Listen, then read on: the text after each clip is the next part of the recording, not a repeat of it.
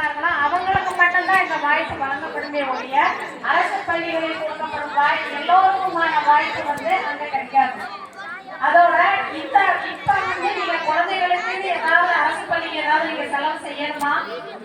குழந்தைகளை நீங்க கொண்டு வந்து அந்தந்த வயசுல பள்ளிக்கூடத்துல விட்டா போதும். கவர்மெண்ட் என்ன கொடுக்கறது? யூனிஃபார்ம் கொடுக்கறது, பேக் கொடுக்கறது, செப்பல் கொடுக்கறது, காலை டிஃபன் கொடுக்கறது. நம்ம கூட காலையில எதிர்த்து பிள்ளைகளுக்கு சூடா செஞ்சு கொடுப்போமா? காலையில சுட சுட சூடான டிஃபன் கிடைக்குது, மதியம் லஞ்சு கிடைக்குது. செருப்பு முதல் கொண்டு நீங்க பிள்ளைய வந்து பெற்று வளர்த்து ஸ்கூல்ல 5 வயசு முடிஞ்சிருச்சுன்னா கொண்டு வந்து விட்டா போதும். எல்லாத்தையுமே என்ன பார்த்துக்கிறது? அரசு பள்ளி ஆசிரியர்களும் கவர்மெண்ட்டும் பார்த்துக்கிறது. இது எல்லாமே எதுக்கு? அதோட நல்ல பில்டிங்கு. நம்ம படிச்ச காலத்துலலாம் இப்படி எல்லாம் பில்டிங் இருந்ததுங்களா? கூரை செல்ல படிப்போம், இல்ல மரத்தடியில படிச்சு வந்திருப்போம். நல்ல பில்டிங் இருக்கு, குடி தண்ணீர் இருக்கு, டாய்லெட் வசதி இருக்கு, கம்ப்யூட்டரோட பிள்ளைங்க படிக்கிறாங்க, ஸ்மார்ட் போர்டோட படிக்கிறாங்க, ஹைடெக் லேபோட படிக்கிறாங்க.